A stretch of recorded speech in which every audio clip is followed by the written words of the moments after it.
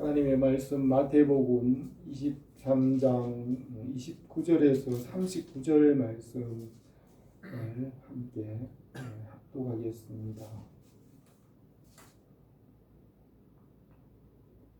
화 있을진저 외식하는 서기관들과 바리새인들이여, 너희는 선지자들의 무덤을 만들고 의인들의 비석을 꾸미며 이르되, 만일 우리 조상 때에 있었더라면 우리는 그들이 선지자의 피를 흘리는 데 참여하지 아니하였으리라 하니, 그러면 너희가 선지자를 죽인 자의 자손임을 스스로 증명함이로다. 너희가 너희 조상의 분량을 채우라. 뱀들아, 독사의 새끼들아, 너희가 어떻게 지옥의 판결을 피하겠느냐? 그러므로 내가 너희에게 선지자들과 지혜 있는 자들과 서기관들을 보내매 너희가 그 중에서 더러는 죽이거나 십자가에 못 박고 그 중에서 더러는 너희 회당에서 채찍질을 하고 이 동네에서 저 동네로 따라다니며 박해하리라. 그러므로 의인 아벨의 피로부터 성전과 제단 사이에서 너희가 죽인 바가랴의 아들 사가랴의 피까지 땅 위에서 흘린 의로운 피가 다 너희에게 돌아가리라. 내가 진실로 너희에게 이르노니 이것이 다 이 세대에 돌아가리라. 예루살렘아 예루살렘아, 선지자들을 죽이고 내게 파송된 자들을 돌로 치는 자여, 암탉이 그 새끼를 날개 아래에 모음같이 내가 내 자녀를 모으려 한 일이 몇 번이더냐? 그러나 너희가 원하지 아니하였도다. 보라, 너희 집이 황폐하여 버려진 바 되리라. 내가 너희에게 이르노니 이제부터 너희는 찬송하리로다. 주의 이름으로 오시는 이여 할 때까지 나를 보지 못하리라 하시니라. 아멘. 예수님께서 십자가를 지시는 마지막 한 주간의 예루살렘에 계셨습니다. 그 기간 동안에 성전을 정결하게 하시고 성전에서 가르치시고 또 마지막 때에 일어날 일들에 대하여서 말씀하셨습니다.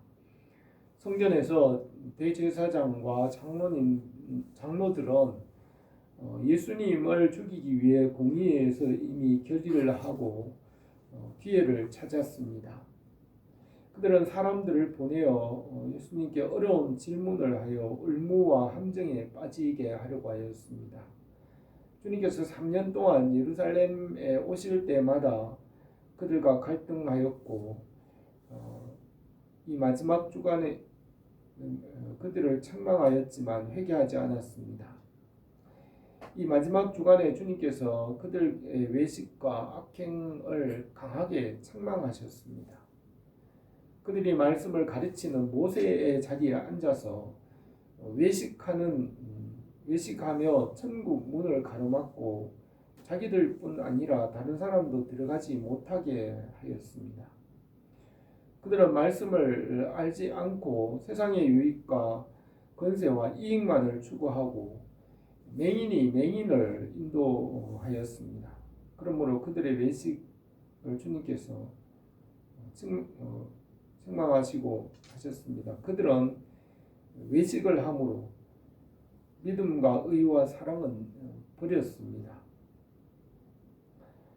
하나님께서 율법을 주신 목적이 사랑이지만은 그 사랑을 버리고 율법의 외형만 남고 외식하며 스스로 의롭게 여겼습니다. 주님께서 그들의 행위를 꾸짖고 책망하였으나 더욱더 주님께 대하여 분노하고 반감을 품었습니다. 그들은 결국 주님을 십자가에 못 박았습니다. 예수님께서 첫 번째 오신 것은 심판하기 위하여 오신 것이 아니라 구원하러 오셨습니다. 주님께서 그들을 심판할 능력이 있었지만 심판하지 않으셨습니다. 하나님의 나라는 말씀과 생명과 사랑입니다. 하나님의 나라는 진리 안에서 자유롭게 믿음으로 선택하고 기쁨으로 섬기며 사랑함으로 그 나라에 들어갈 수 있습니다. 주님께서 그리스도인은 누구의 종도 되지 말라고 하였으며 주님의 나라는 억지로 들어가는 것이 아니며 진리 안에서 자유와 생명입니다.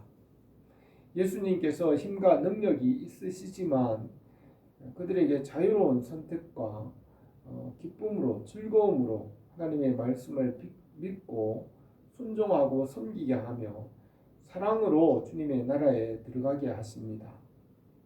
이 세상의 나라는 강제로 빼앗고 종으로 삼아서 지배하려고 하지만 그렇게 세운 나라는 영원할 수 없습니다. 하나님의 나라는 말씀과 믿음과 소망과 사랑으로 진리 안에서 자유로운 선택으로 들어가며 적극적으로 선을 행하고 주님을 찬송하며 주님을 영원토록 즐거워하는 곳입니다. 주님께서 십자가를 지시고 부활하시고 제자들은 기쁨으로 믿고 사랑함으로 주님의 나라를 바라보며 주님의 나라를 위해 헌신하였습니다. 주님께서 구원하시기 위하여 오셨고 두 번째 오실 때에는 심판하시고 하나님의 나라를 이룰 것입니다. 주님께서 첫 번째 오셨을 때에는 그 악인들을 끝까지 참으시고 구원의 길과 구원의 기회를 주시고 그들에게 고난과 모욕을 받으셨지만 대항하지 않으시고 끝까지 참으셨습니다. 주님께서 십자가를 지시고 십자가로 구원을 완성하셨습니다. 주님께서 나귀 새끼를 타고 평화와 겸손의 왕으로 오셨습니다. 이사야는 주님에 대하여 예언하기를 그는 곤욕을 당하여 괴로울 때에도 그 입을 열지 아니하였으며 마치 도수장으로 끌려가는 어린 양과 털 깎는 자 앞에 잠잠한 양같이 그 입을 열지 아니하였도다. 그는 곤욕과 신문을 당하고 끌려갔으나 그 세대 중에 누가 생각하기를 그가 살아있는 자들의 땅에서 끊어지면 마땅히 형벌받을 내 백성의 허물 때문이라 하였으리요 라고 예언하였습니다.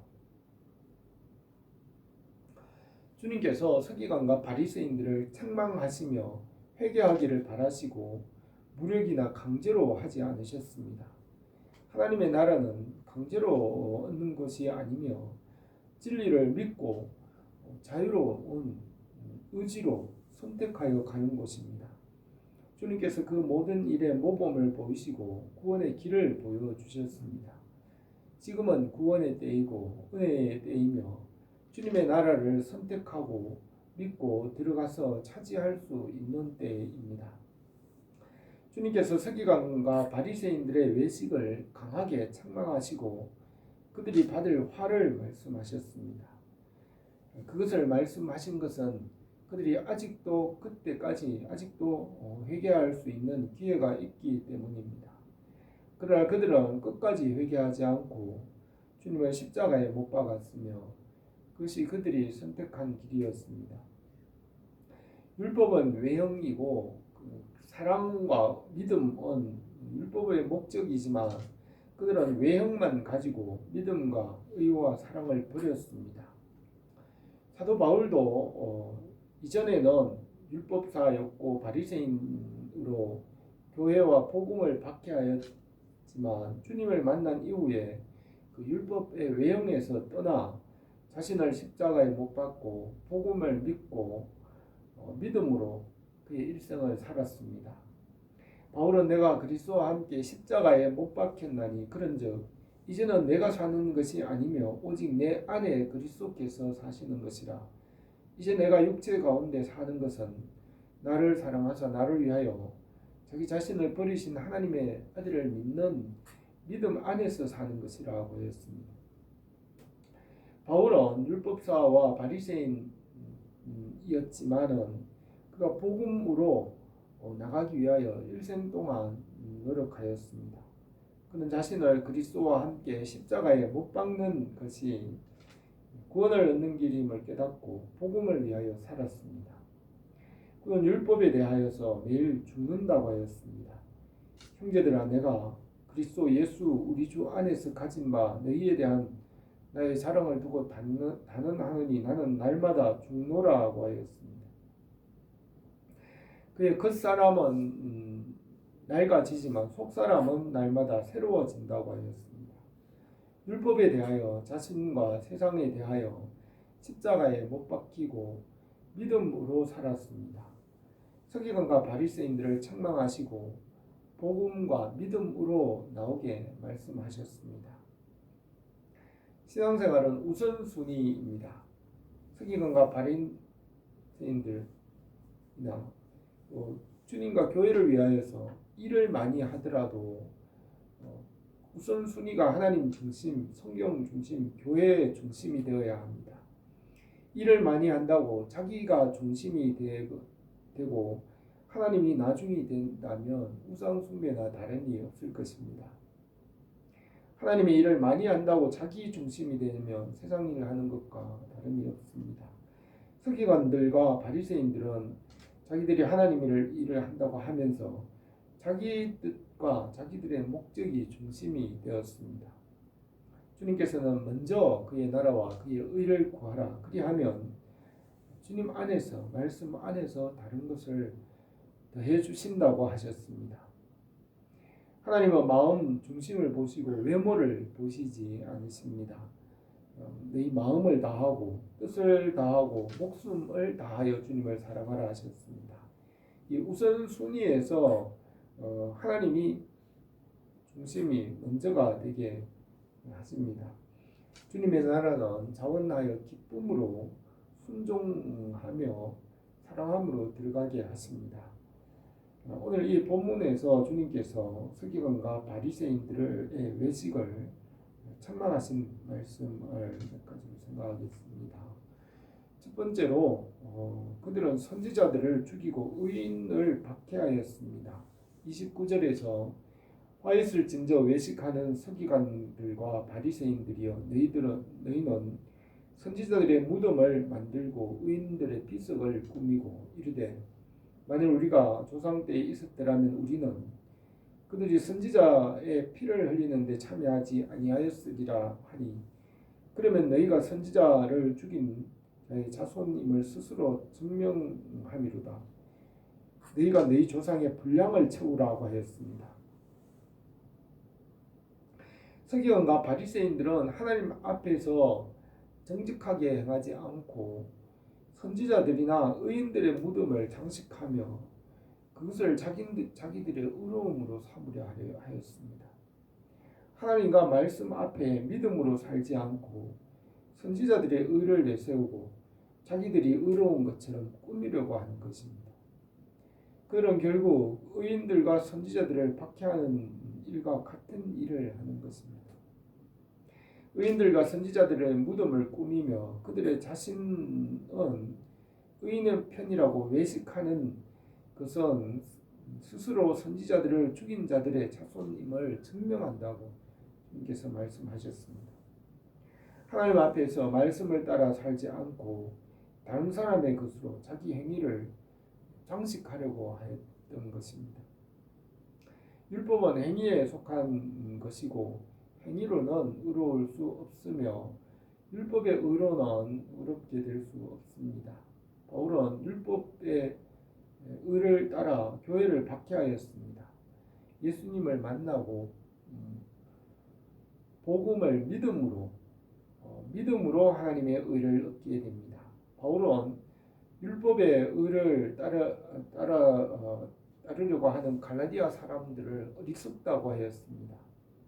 어리석도다 갈라디아 사람들아 예수 그리스도께서 십자가에 못 박힌 것을 너희 눈앞에 밝히 보이거늘 누가 너희를 깨드냐 내가 너희에게 다만 이것을 알려 하노니 너희가 성령을 받은 것이 율법의 행위로냐 혹은 듣고 믿음으로냐 너희가 이같이 어리석으냐 성령으로 시작하였다가 이제는 육체로 마치겠느냐 너희가 이같이 많은 괴로움을 헛되이 받았느냐 과연 헛되냐 너희가 성령을 주시고 너희 가운데 능력을 행하시는 이의 일이 율법의 행위냐 혹은 듣고 믿음에서냐 아브라함이 하나님을 믿음에 그것을 그에게 의로 정하셨다 함과 같으니라.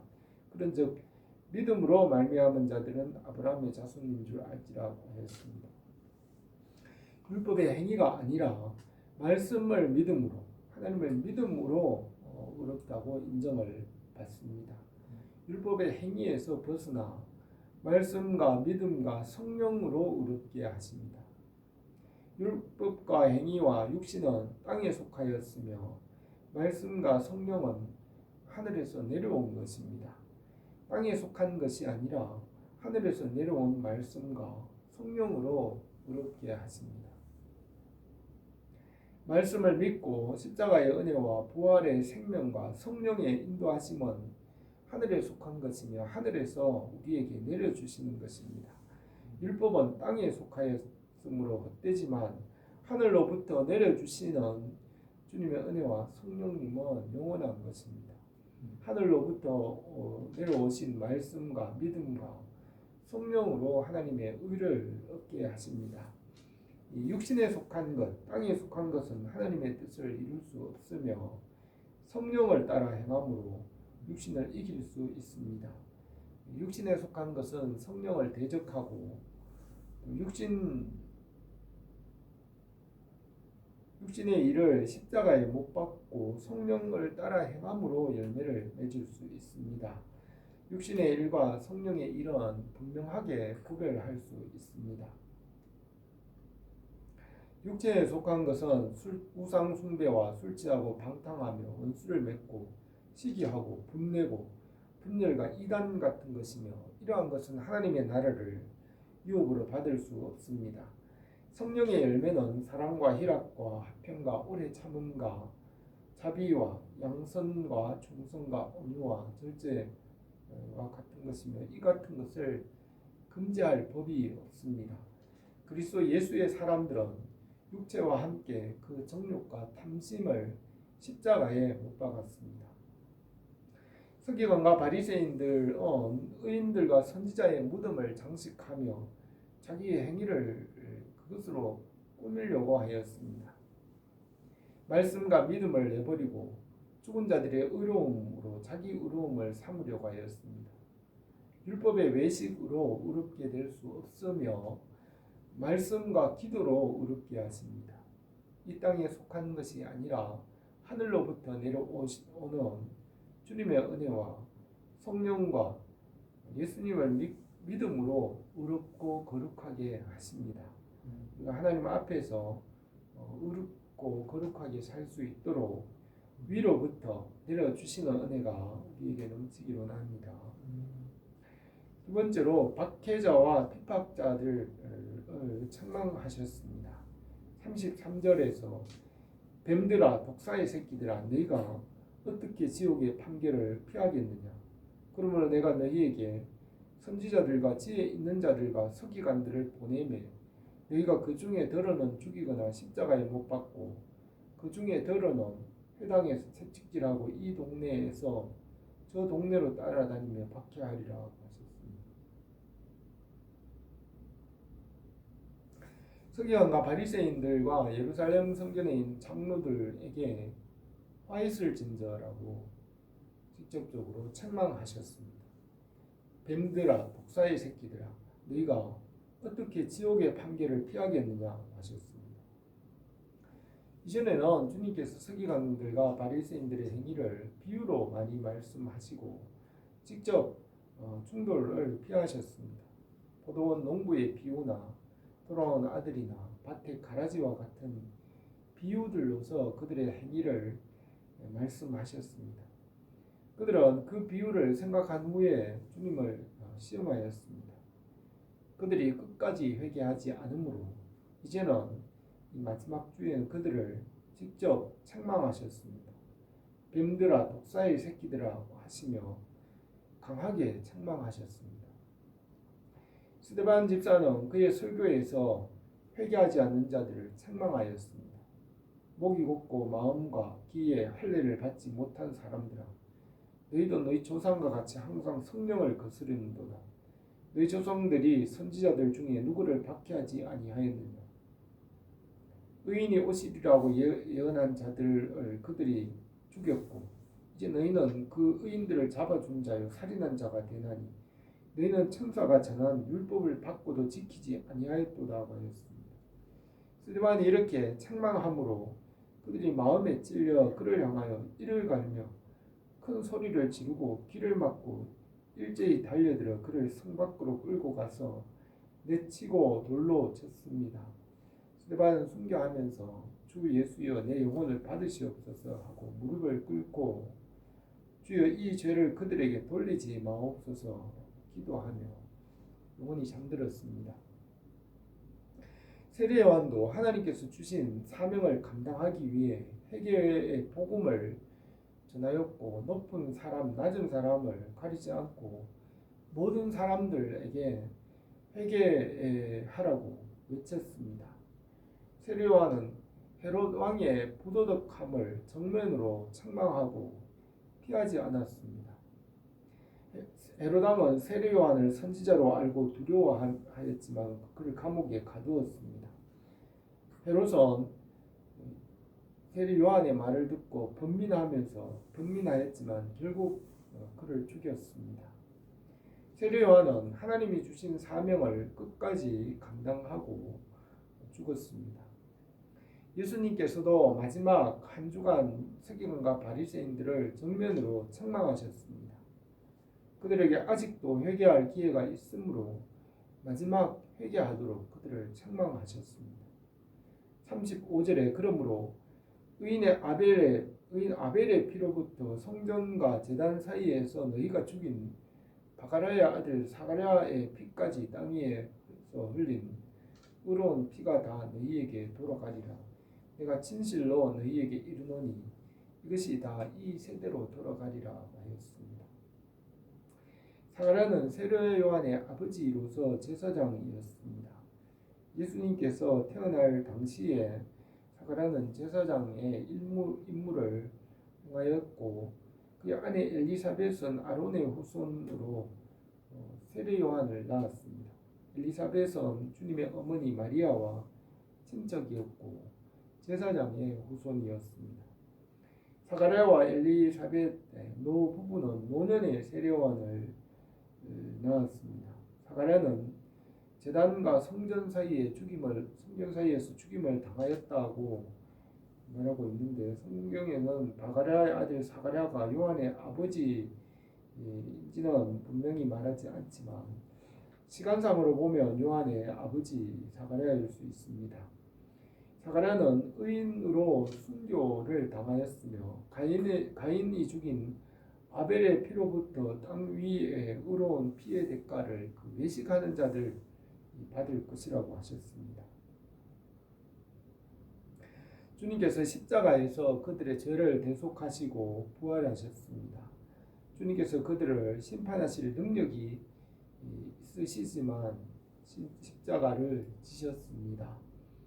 믿음의 주요 온전하게 하시는 이인 예수를 바라보자. 그는 그 앞에 있는 기쁨을 위하여 십자가를 참으사 부끄러움을 개의치 아니하셨더니 하나님의 보좌 우편에 앉으셨느니라. 너희가 피곤하여 낙심하지 않기 위하여 죄인들을 이같이 자기에게 거역한 일을 참으신 일을 생각하라 하였습니다. 우리가 주님을 바라보며 날마다 주님을 따라가기 원합니다. 세 번째로 예루살렘이 황폐할 것이라고 하셨습니다. 36절에서 예루살렘아 예루살렘아 선지자들을 죽이고 네게 파송한 자들을 돌로 치는 자여 암탉이 그 새끼를 날개 아래 모음같이 내가 내 자녀를 모으려고 한 일이 몇 번이더냐. 그러나 내가 원하지 아니하였도다. 보라 너희 집이 황폐하여 버려진 바 되리라. 내가 너희에게 이르노니 이제부터 너희는 찬송하리로다 주의 이름으로 오시는 이여 할 때까지 나를 보지 못하리라 하셨습니다. 예루살렘 성전은 처음에 솔로몬이 건축하였고 유다가 바벨론 포로로 잡혀갈 때 그 성전은 완전히 무너졌으며 포로가 된 지 70년 만에 바벨론과 페르시아에서 돌아와 스룹바벨이 성전을 다시 건축하였습니다. 그 후 신구약 중간 시기에 헬라의 왕 안티오코스 에피파네스가 예루살렘 성전을 완전히 무너뜨렸습니다.